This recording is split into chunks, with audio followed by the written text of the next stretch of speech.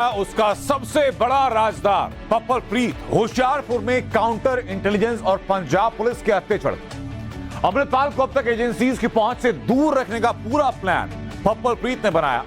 उसकी गिरफ्तारी के बाद दावा यह कि अब अमृतपाल की गर्दन बहुत ज्यादा दूर नहीं, और सूत्र ये बता रहे हैं कि अमृतपाल की लोकेशन लगभग ट्रेस हो चुकी है, उसका क्रैकडाउन होना बाकी है।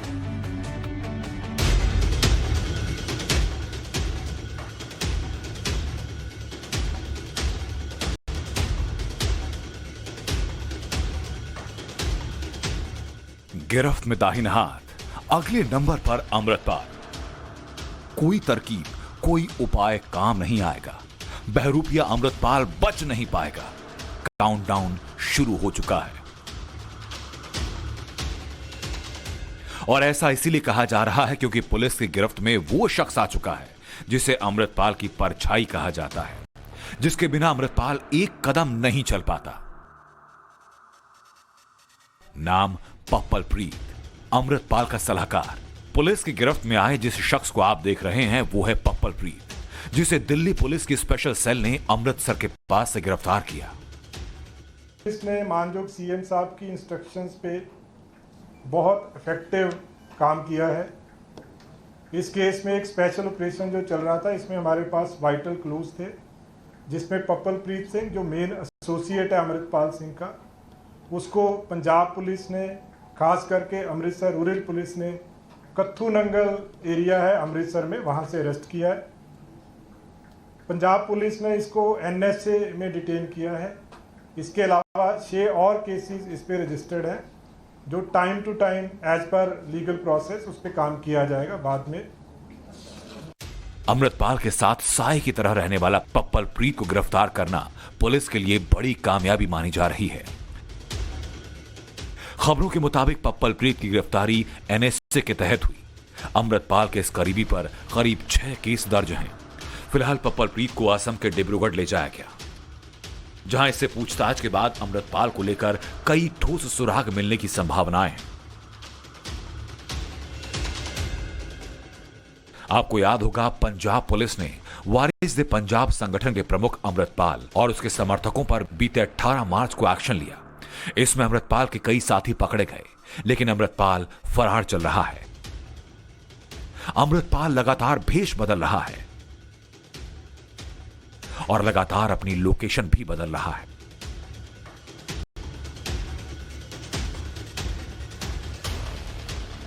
अमृतपाल के अलग अलग जगहों से सीसीटीवी सामने आ रहे हैं, लेकिन जब तक पुलिस वहां पहुंचती है, अमृतपाल अपना ठिकाना बदल देता है। भगोड़े अमृतपाल के साथ इस दौरान उसका सहयोगी पप्पल प्रीत भी साए की तरह साथ दिखाई पड़ रहा है। वो भी पुलिस के लिए एक पहेली बना था। जिस तरह अमृतपाल सिर्फ सीसीटीवी में नजर आ रहा है, ठीक वैसे ही पप्पल प्रीत भी सीसीटीवी में ही दिख रहा है। यह वीडियो 29 मार्च का, जिसमें आखिरी बार पप्पल प्रीत को होशियारपुर में देखा गया। लेकिन अब कहानी बदल चुकी है। पप्पल प्रीत पुलिस के हत्थे चढ़ चुका है, जिसके बाद अब माना यही जा रहा है कि अमृतपाल के गिरबान तक भी पुलिस की पहुंच बहुत जल्द होगी। अमृतपाल के लिए पप्पल प्रीत की गिरफ्तारी के मायने क्या हैं, उसे जरा समझिए। पप्पल प्रीत सिंह को अमृतपाल का मेन हैंडलर बताया जाता है। अमृतपाल इसे अपना मेंटोर मानता है। वो अमृतपाल का मीडिया सलाहकार भी है। एजेंसीज के मुताबिक पप्पल प्रीत पंजाब में खालिस्तान का माहौल खड़ा करने के लिए आईएसआई के सीधे संपर्क में है। वो राज्य में आतंकवाद फैलाने की कोशिशों में है। यूं तो पप्पल प्रीत खुद को वीडियो जर्नलिस्ट और एक्टिविस्ट बताता है, लेकिन जांच एजेंसीज के मुताबिक पप्पल प्रीत एक खालिस्तानी प्रोपेगेंडा वेबसाइट भी चलाता है।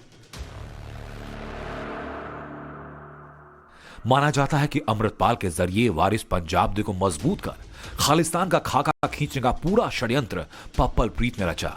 इतना ही नहीं, 18 मार्च के बाद अमृतपाल को फरार करवाने में उसकी भी भूमिका थी। बताया जाता है कि अमृतपाल को कब और कहां मूवमेंट करना है, कैसे रहना है, ये सब चीजें पप्पल प्रीत मैनेज करता था। पप्पल प्रीत पर यूएपीए समेत कई मामले पहले से दर्ज हैं। उसे 2015 में पाकिस्तानी खुफिया एजेंसी आईएसआई से संबंध होने के मामले में गिरफ्तार किया गया। उस पर देशद्रोह का केस लगाकर 2016 में भी गिरफ्तार किया गया। अमृतपाल के सबसे करीबी पप्पल प्रीत की गिरफ्तारी के बाद उसका परिवार मीडिया के सामने आया। परिवार का कहना यह कि पप्पल प्रीत ने कोई ऐसा काम नहीं किया कि उस पर एनएसए लगाया जाए। पता लगा कि उन्हें गिरफ्तार कर लिया है। ਤੁਹਾਡੀ ਆਖਰੀ ਵਾਰ ਗੱਲਬਾਤ ਕਦੋਂ ਹੋਈ ਸੀ ਉਹਨਾਂ ਨਾਲ? ਗੱਲ ਸਾਡੀ ਹੋਈ ਆ 18 ਤਰੀਕ ਮੈਸੇਜ ਹੋਇਆ ਸੀ, ਉਹਦਾ ਫੋਨ ਆਇਆ ਸੀ, ਅਸੀਂ ਮੈਸੇਜ ਕੀਤਾ ਸੀ ਘਰ ਦੇ ਬਾਰੇ ਕੋਈ ਕੀ ਮਤਲਬ ਘਰ ਦੀ ਜਿਵੇਂ ਕੋਈ ਗੱਲ ਦੱਸੀ ਸੀ ਤੇ ਉਹਨੇ ਉਹਨੂੰ ਕਿ ਮੈਂ ਸੋਚਿਆ ਕਿ ਮੰਡੇ ਤੂੰ ਆਏਗਾ ਤੇ ਉਹਨੇ ਕਿਹਾ ਵੀ ਨਹੀਂ ਮੈਂ ਨਹੀਂ ਆ ਸਕਦਾ। ਤੇ ਫਿਰ ਉਸ ਤੋਂ ਬਾਅਦ ਉਹਨੇ ਫੋਨ ਕੀਤਾ, ਪਤਾ ਨਹੀਂ ਉਹਨੇ ਕੀ ਕਹਿਣਾ ਸੀ ਤੇ ਉਸ ਤੋਂ ਬਾਅਦ ਮੇਰੀ ਗੱਲ ਨਹੀਂ ਹੋਈ, ਨਾ ਮੈਂ ਫੋਨ ਚੁੱਕ ਸਕੀ ਉਹਦਾ। ਤੇ ਮੁੜ ਕੇ ਆ ਹੋ ਗਿਆ ਕਿ ਐਕਸ਼ਨ ਹੋ ਗਿਆ ਅਮਰਤਪਾਲ ਤੇ ਐਕਸ਼ਨ, ਉਸ ਤੋਂ ਬਾਅਦ ਕੋਈ ਗੱਲ ਨਹੀਂ ਹੋਈ ਉਹਦੇ ਨਾਲ। ਅੰਮ੍ਰਿਤਪਾਲ ਦਾ ਕਦੀ ਜ਼ਿਕਰ ਕੀਤਾ ਸੀ ਪੱਪਲ ਹੋਣਾ ਨੇ ਤੁਹਾਡੇ ਨਾਲ? ਹਾਂਜੀ ਹਾਂਜੀ, ਉੱਥੇ ਜਾਂਦਾ ਆ ਆਉਂਦਾ ਸੀ। ਹਾਂਜੀ ਕੀ ਜ਼ਿੰਮੇਵਾਰੀ ਕੀ ਮਿਲੀ ਸੀਗੀ ਵਾਰਿਸ ਪੰਜਾਬ ਦੀ ਜਿਹੜੀ ਜਥੇਬੰਦੀ ਸੀਗੀ? ਕਿਹਾ ਇਹ ਜਾ ਰਿਹਾ ਕਿ ਉਹਨਾਂ ਨੂੰ ਮੀਡੀਆ ਦੀ ਜਿਹੜੇ ਐਡਵਾਈਜ਼ਰ ਲਗਾਇਆ ਗਿਆ ਜੀ, ਸੀਗਾ, ਜੀ। ਉਹ ਮੀਡੀਆ ਸਾਰਾ ਸੰਭਾਲਦੇ ਸੀਗੇ। ਹਾਂਜੀ, ਇਹੋ ਬਸ ਇੰਟਰਵਿਊ ਵਗੈਰਾ ਜਿਹੜੇ ਕਰਦੇ ਸੀ ਨਾ। पप्पल प्रीत की गिरफ्तारी अमृतपाल तक पहुंचने की बड़ी कड़ी साबित हो सकती है, क्योंकि अमृतपाल को सलाह देने वाला अब सलाखों के पीछे है। पप्पल प्रीत को असम के उसी डिब्रूगढ़ ले जाया गया जहां पहले से अमृतपाल के चाचा समेत उसके 7 करीबियों को रखा गया है। चंडीगढ़ से मनोज कुमार के साथ ब्यूरो रिपोर्ट, टाइम्स नाउ नव भारत।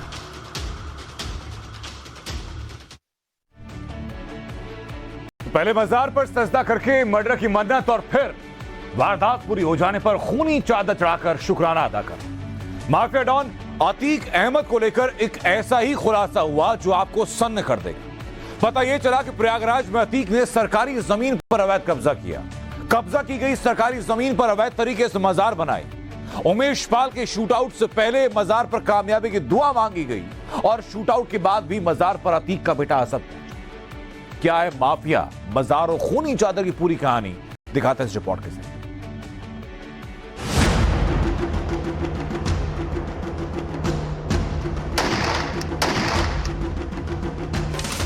पहले वारदात की प्लानिंग करता था, फिर खून खराबे की मन्नत मांगता था,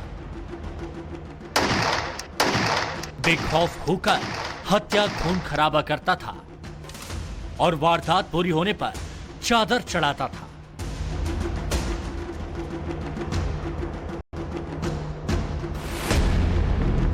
यह सब कुछ वाकई हैरान करने वाला है, लेकिन प्रयागराज में जरायम की दुनिया के सबसे बड़े बाहुबली माफिया अतीक अहमद का मजार कनेक्शन सामने आया है।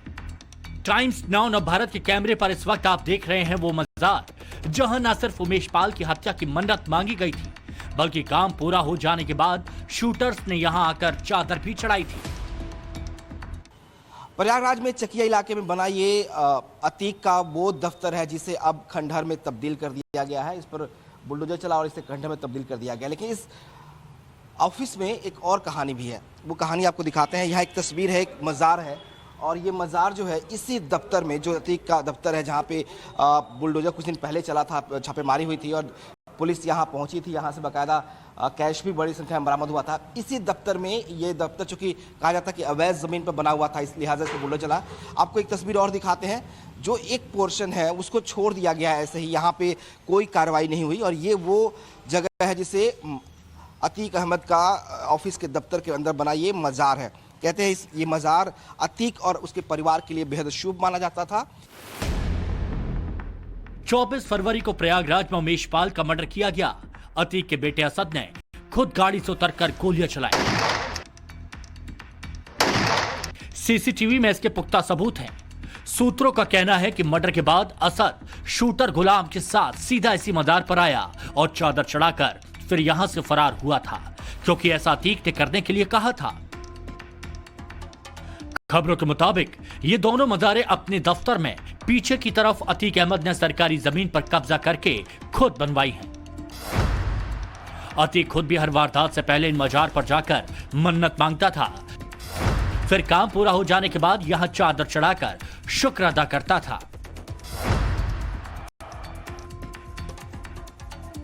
जब अतीक जेल गया उसके बाद भी अपने शूटर्स को उसने ये सख्त आदेश दे रखा था कि गुनाह करने से पहले और करने के बाद जो मजार दफ्तर के पास बनाई गई है उस पर चादर जरूर चढ़ाई जाए, ताकि अल्लाह उनकी मदद करे। ये दोनों मजारे अतीक के उसी दफ्तर में हैं, जिसे अतीक का रहस्य लोक कहा जा रहा है, क्योंकि यहां अतीक के गुनाहों का पूरा कच्चा चिट्ठा मौजूद है। अतीक के इस दफ्तर पर प्रशासन ने बुलडोजर चलाया था, लेकिन मजार वाले हिस्से को कोई नुकसान नहीं पहुंचाया गया। बताया जाता है कि अतीक की पत्नी शाइस्ता परवीन, अतीक के बेटे असद और शूटर गुलाम ने अतीक के इसी दफ्तर में बैठकर उमेश पाल के मर्डर की पूरी प्लानिंग की थी और वारदात करने से पहले मजार पर चादर चढ़ाकर कामयाबी की दुआ मांगी। इतना ही नहीं, असद, शाइस्ता और गुड्डू मुस्लिम ने यहीं बैठकर रूट प्लान किया था कि वारदात के बाद कहां छुपना है, कैसे भागना है। इसी मजार पर चादरें चढ़ाई जाती थी। खबर यह भी है कि अतीक ने अपने लोगों से, अपने परिवार के लोगों से जेल जाने के बाद ये कहा था कि जब भी कोई घटना हो उसके बाद यहाँ ज़रूर आए, मज़ार पर चादर ज़रूर चढ़ाएं। ये पेड़ है पीपल का, उसके ठीक बगल में ये आप मज़ार देख सकते हैं जो बना हुआ है, या ये जो मज़ार है ये उसी दफ्तर, अतीक के दफ्तर के एक हिस्से में, पिछले हिस्से में बना हुआ है। यहाँ पर कोई कार्रवाई पुलिस ने नहीं की क्योंकि ये एक मज़ार है और कहा यह जा रहा है कि ये मज़ार जो था वो शुभ था। अतीक खुद, जो यहाँ के लोग हैं वो बताते हैं कि अतीक खुद कई बार यहाँ पहुँचा, उसने यहाँ पर चादरें चढ़ाई और अपने परिवार के लोगों को भी ये उसने सख्त हिदायत दे रखी थी कि यहाँ पर ज़रूर आए और मज़ार पर चादरें चढ़ाएं, जिसकी मान्यता अतीक अहमद के परिवार के बीच है। यहाँ पे चादरें चढ़ाई जाती हैं और ये भी कहा जाता है, दावा तो यह भी है कि हर बड़ी वारदात के बाद जब अतीक जेल से बाहर होता है तो यहाँ आता था, मज़ार पर चादरें चढ़ाता था। यूं तो पुलिस को डॉन की पूरी फैमिली की तलाश है, लेकिन ये 4 लोग मोस्ट वांटेड हैं। नंबर 1 डॉन अतीक की बीवी शाइस्ता, जिसने पूरा प्लान एग्जीक्यूट किया। नंबर 2 डॉन की बहन आयशा नूरी। नंबर 3 डॉन की बालिग भांजी उंजला। और नंबर 4 नूरी की दूसरी नाबालिग बेटी। क्योंकि वो नाबालिग है इसलिए हम उसका नाम आपको नहीं बता सकते। इन सभी पर शूटर्स की मदद करने का शक है। अतीक की बहन नूरी और उसकी 2 बेटियों पर शक की वजह इस सीसीटीवी में छुपी है। ये उमेश पाल की हत्या के 10 दिन बाद का वो वीडियो है जब शूटर गुलाम मेरठ में अतीक की बहन नूरी के घर पहुंचा था। वीडियो में आप देख सकते हैं नूरी के घर में गुड्डू बम्बास का किस कदर स्वागत, सत्कार और खातिरदारी की गई थी। नूरी के पति और अतीक के बहनोई अखलाक ने गुड्डू मुस्लिम को गले लगा लिया था। गुड्डू मुस्लिम यहां उमेश पाल मर्डर के 10 दिन बाद आया, करीब 17 घंटे तक रुका। बताया जा रहा है कि यहीं गुड्डू को भागने का रूट प्लान समझाया गया, छुपने की प्लानिंग समझाई गई, कैसे किस रूट से भागना है सब समझाया गया और उसे पैसे दिए गए। वीडियो के सामने आने के बाद से ही अतीक का बहनोई अखलाक पुलिस की गिरफ्त में है। अब उसकी बीवी आयशा नूरी और 2 बेटियों को पुलिस सरगर्मी से तलाश कर रही है। पुलिस इन पर अतीक की बीवी शाइस्ता की तरह ही इनाम का ऐलान भी कर सकती है। पुलिस को इन तीनों पर असद को छुपाने का शक है। जहां तक अतीक के शूटर बेटे असद का सवाल है तो उसकी मौजूदगी पर भी बड़ा खुलासा हुआ।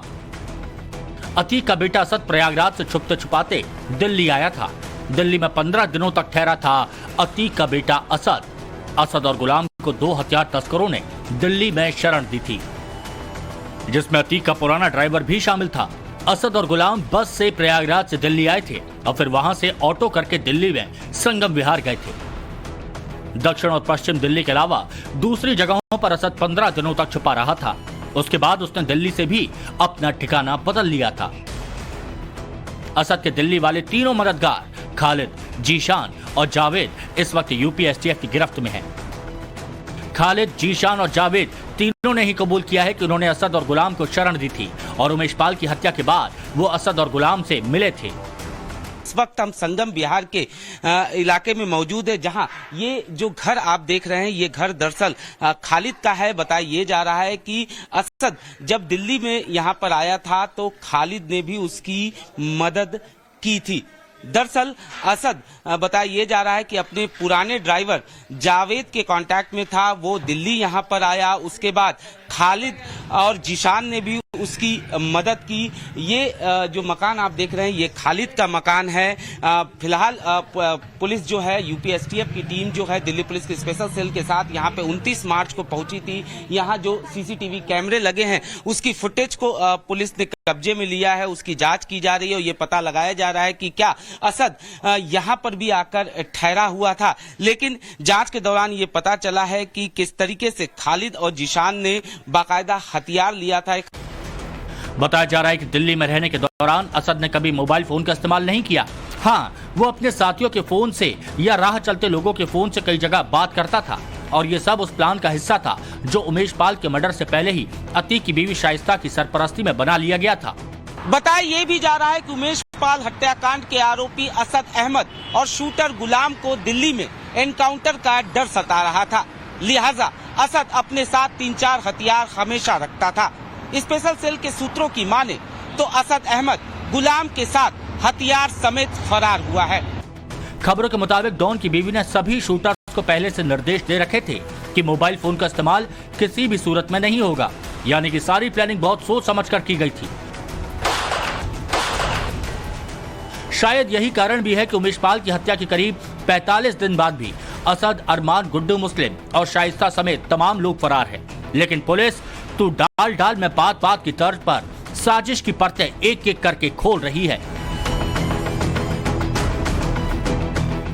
प्रयागराज से विनोद मिश्रा के साथ ब्यूरो रिपोर्ट, टाइम्स नाउ नव भारत।